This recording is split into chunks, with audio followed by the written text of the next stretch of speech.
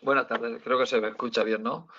Vale, yo en principio me habían dado dos temas, como acaba de decir Irene.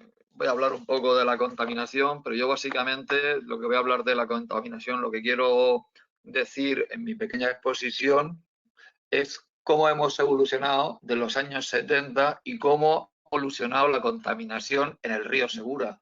Evidentemente, ahora lo iré explicando mejor, no tenemos la misma contaminación en el río Segura en la actualidad que teníamos en los años 70. En los años 70 se creó un problema y ahora ese problema no es que esté solucionado, pero ha mejorado muchísimo, pero ahora tenemos otro problema de contaminación muchísimo más grave.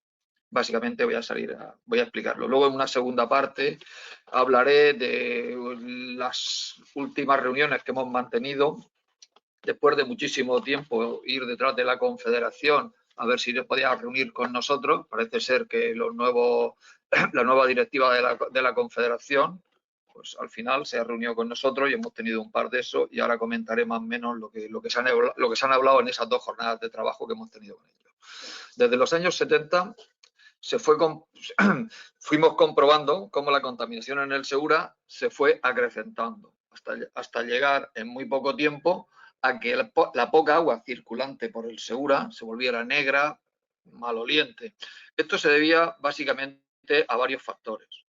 La falta de depuración urbana, la industria de transformación de productos agrarios, las aguas que llegaban del Guadalentín de una industria de la piel con altos contenidos de metales pesados y la propia evolución de la agricultura al ir incrementando sobre todo abonos químicos y sobre todo productos fitosanitarios para combatir las plagas.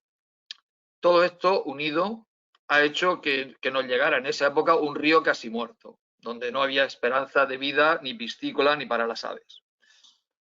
Gracias a las movilizaciones de los ciudadanos en la Vega Baja y al gran trabajo de las plataformas Segura Limpio y ProRío, entre los finales de los 90 y principios del 2000, se consiguió que la administración adquiriera unos compromisos como poner en marcha, hasta entonces eran inexistentes, la gran mayoría de las depuradoras en la comunidad valenciana y un poco más tarde, a través de la misma presión, en la comunidad murciana. Con esto, ¿qué conseguimos? Que la aportación al río Segura de las aguas residuales sin depurar, al mismo tiempo también se consiguió que la industria marroquinería de Lorca, que era la que estaba sobre todo colocando en el Segura los famosos metales pesados, empezasen a depurar. En Lorca, concretamente, se empezó a depurar, pero hubo una cosa que no se hizo nunca, que fue que los fangos se quedaron en el Guadalentín y nadie les dio solución. Incluso hoy en día, cuando hay grandes avenidas, esos fangos siguen arrastrándose y el río sigue contaminándose con esos metales pesados. El río empieza a mejorar poco, con una mejoría muy lenta, porque tenemos un gran problema en este río antes y ahora, que es un río tan sumamente controlado, tan sumamente con un caudal tan controlado, que con muy poco vertido se consigue una gran contaminación. Este aspecto es difícil de solucionar, porque en una de las últimas reuniones que tuvimos con Confederación, ellos mismos nos llegaron a reconocer que el cauce del río en la Vega Baja era poco menos que un canal. O sea, que se había quedado como un canal. No sabemos si la identificación era como un canal de riego o como un canal de vertido, pero al final nos dijeron que se iba a quedar como un canal.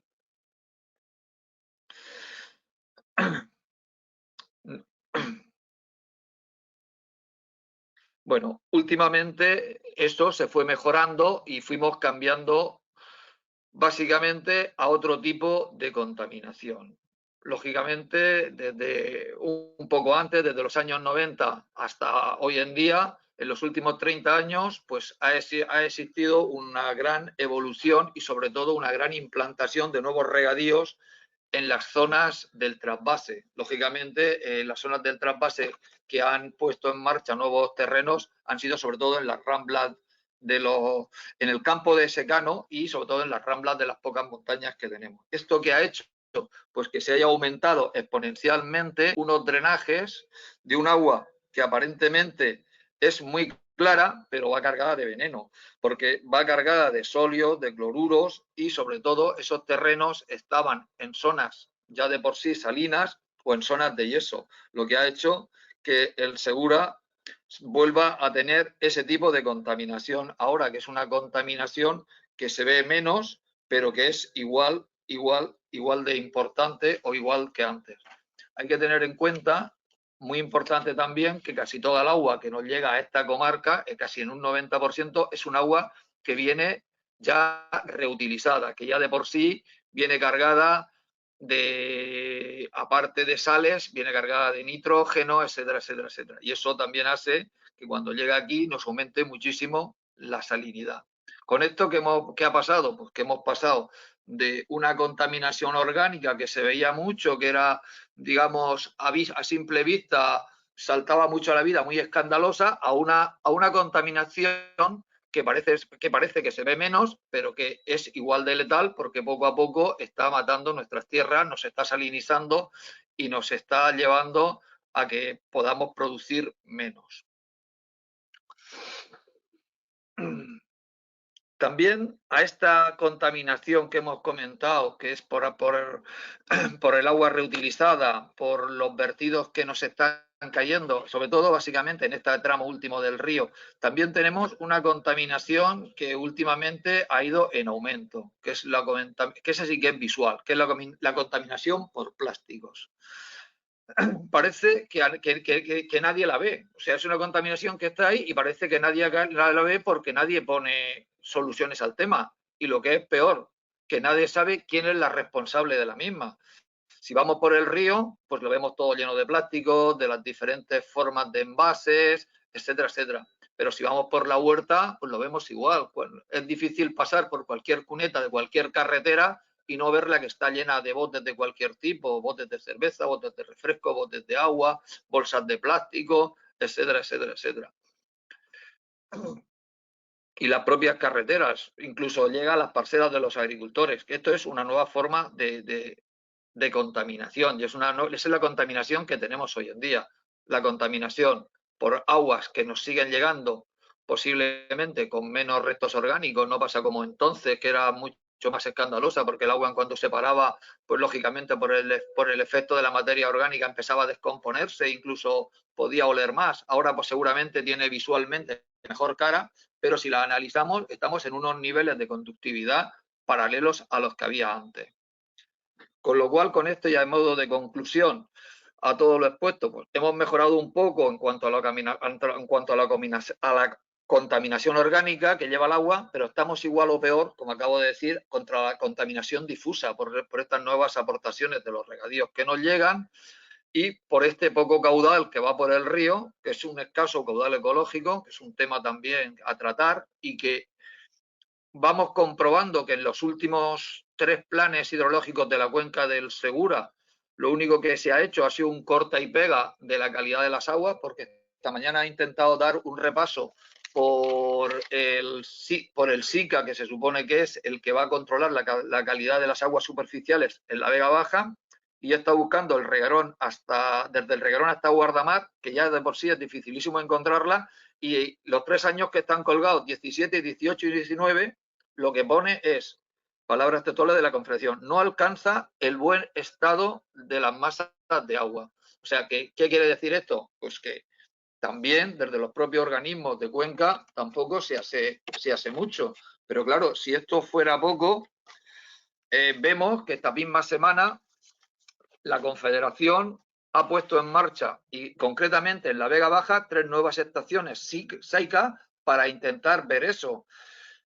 ¿Y qué es lo que dice en su nota de prensa? Dice, con estas actuaciones la Confederación controla más y mejor la calidad de las aguas que circulan por el río Segura en la Vega Baja, permitiendo que puedan corregirse, esto es lo interesante, episodios de mala calidad y que puedan ser solucionados en el espacio de tiempo más breve posible. O sea, que esto resulta que tienen montones de datos, que lo tienen todo controlado, pero resulta que solo quieren, cuando hay una cosa puntual, intentar resolverla. Pero lo que sí que está claro, y viniendo a lo que he dicho, no hay nada más que coger la hemeroteca de los últimos años y se ve que del 18 para acá pues han habido montones de primeros titulares en los periódicos denunciando el tipo de contaminación. Por ejemplo, el diario.es, el día 10 de abril del 18, el río Segura hormonado y contaminado por muchos de los plaguicidas detectados están prohibidos. Alicante Plaza, 24 de enero del año pasado, el Segura detecta presencia de detergentes en los análisis del agua.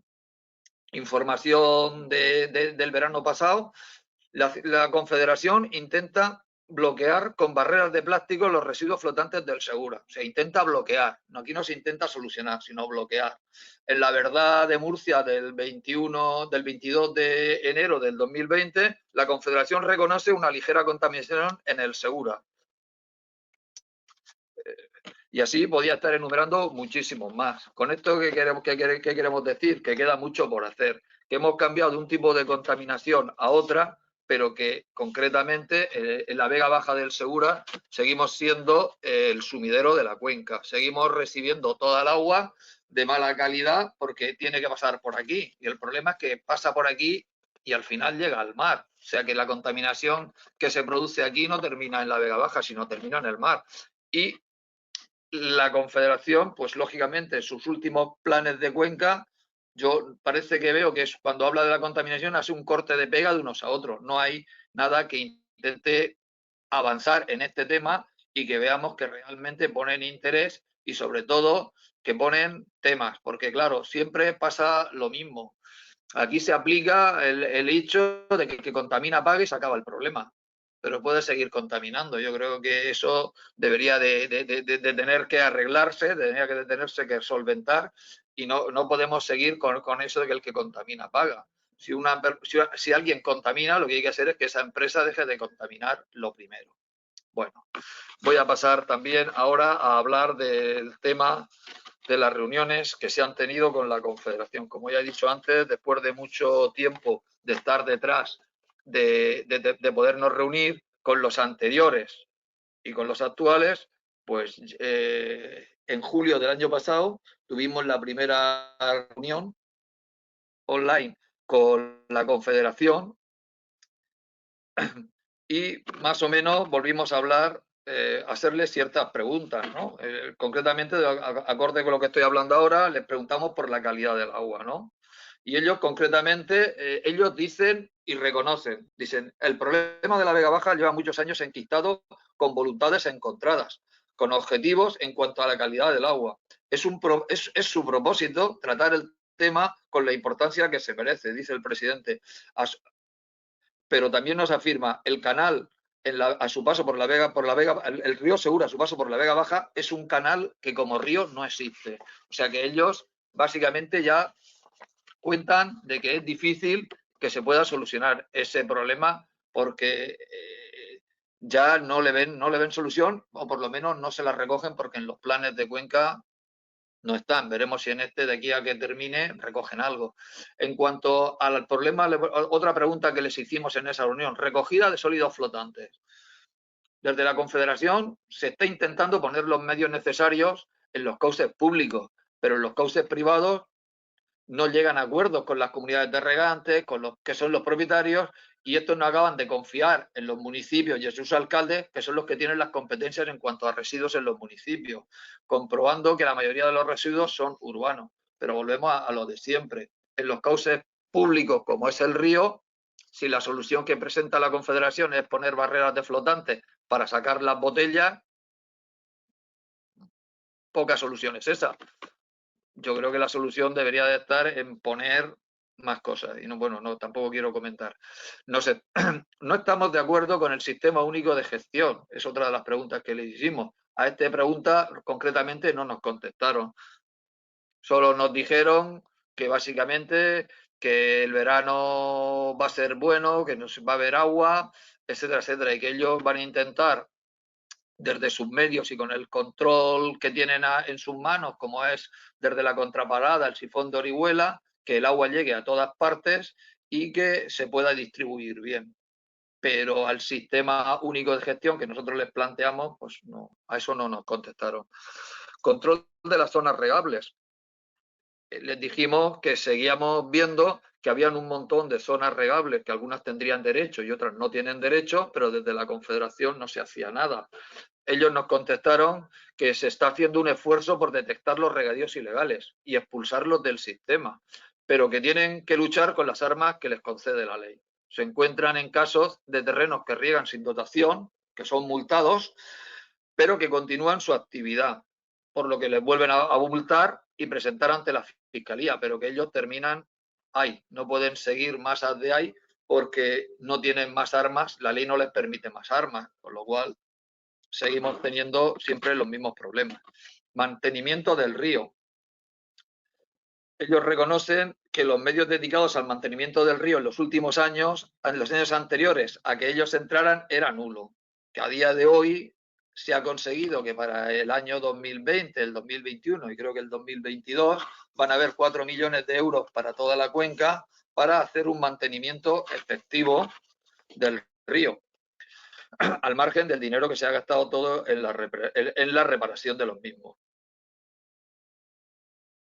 A la pregunta de qué se puede hacer para paliar los daños de otra futura dana, nos responde que se ha encargado un estudio a la Politécnica de Valencia sobre las posibles soluciones a adoptar para paliar las riadas, que dicho estudio está sin concluir y en cuanto esté concluido será revisado y lo hayan revisado, será presentado a la sociedad, que en estos momentos, fuera de ese estudio, habían cosas que ya estaban retomando, como del anterior plan de inundaciones del 87, como son la Rambla de Abanilla y la presa de Tabala, que esta última ya ha recibido el apoyo del Miteco para su realización.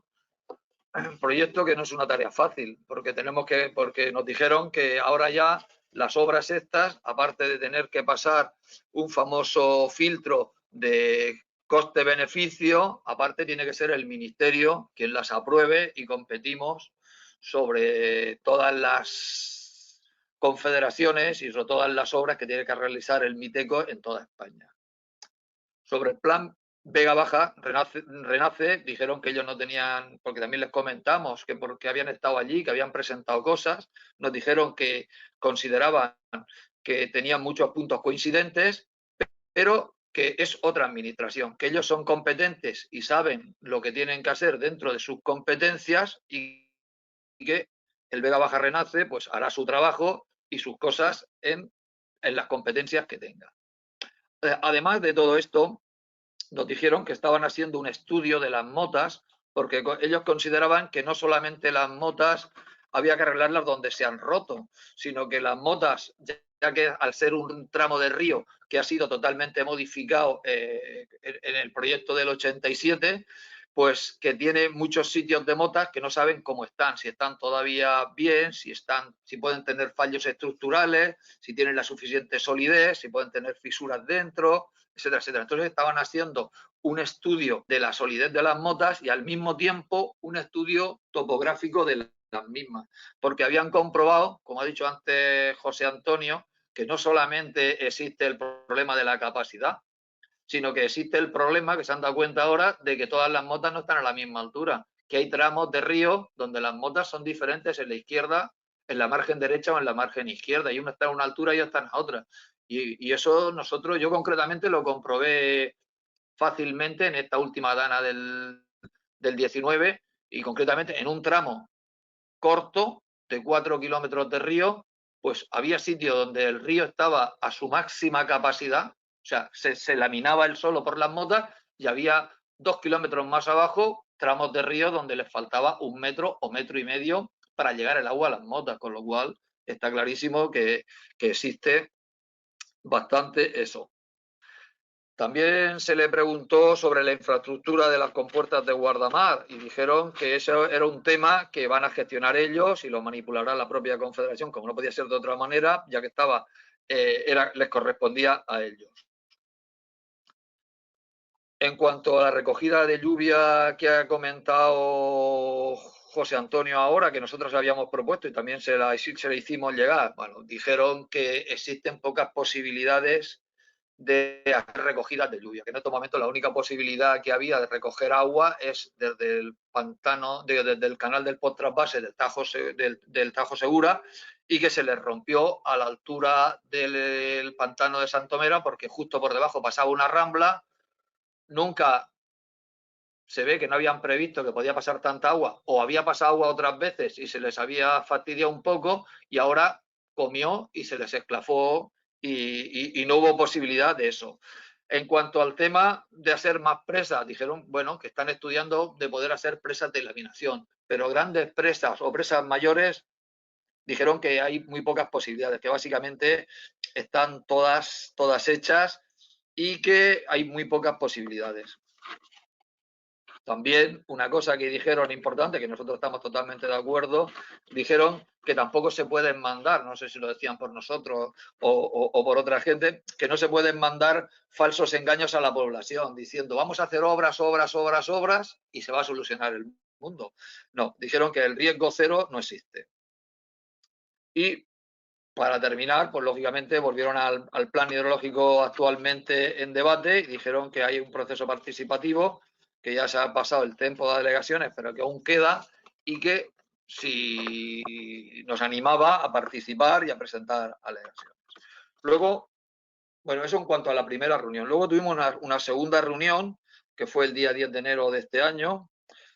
En esta nueva reunión, como en la anterior, siempre la hemos desarrollado con ellos desde la cordialidad, por lo menos desde la plataforma, con la plataforma y con la confederación, donde repasamos los puntos en los que estábamos básicamente teníamos, pero básicamente en esta segunda reunión fue un calco de la primera, ¿no? En cuanto nos volvieron a decir que la propuesta del nuevo proyecto estaba todavía en la universidad, que no había llegado todavía. Nosotros sabemos que a fecha de hoy ya está en la propia confederación, incluso ya están empezando a hacer desde la parte interna de la confederación estudios rigurosos para, digamos, críticos con esa misma gestión, a ver si realmente esa es la interesante, que tenían bastantes dificultades concretamente en ese estudio entre lo que pensaban para el tema de los bypasses y el tema de Orihuela. No nos volvió a decir nada en cuanto a la calidad de las aguas. Nos dijeron que se iban a construir y que esta semana han aprovechado en las 3 nuevas estaciones, pero claro, las estaciones sirven para que nos indique la calidad de agua, pero no nos soluciona el problema. Que había que buscar alternativas al riego y, sobre todo, sobre los residuos sólidos, pues su propuesta era muy cercana a la defendida por nosotros. Era que los azarbes se tengan que poner por parte de los ayuntamientos y las comunidades de regantes, que se vuelvan a intentar poner alguna forma, algún sistema para captar todos esos sólidos flotantes, pero básicamente para que no lleguen al mar. Pero como solución para que no haya realmente ese tipo de contaminación, por lo menos yo, es lo que yo he hecho en falta, que no siguen sin contestarnos y solo dicen eso, se limitan a lo que es el dominio público hidráulico, que es sacar los botes del río cuando llegan. En cuanto al tema de los drenajes que hemos comentado antes, que era la nueva contaminación, pues básicamente no nos dijeron ninguna solución, que iban a intentar buscar una solución, hacer un salmoreoducto por la margen derecha que recoja esos drenajes y lo lleve a un centro donde se puedan tratar y se puedan, pues no, básicamente no, nada. Sobre el tema de los lixiviados de la Murada, pues dijo que no podían intervenir, que eso era un tema que estaba fuera de su jurisdicción. Lo único, no sé si estaría dentro de jurisdicción, si estaban dentro de una rambla o no, pero que ese era el tema más bien de las administraciones, tanto murciana como valenciana, y que eran ellos los que tenían que llevar el tema.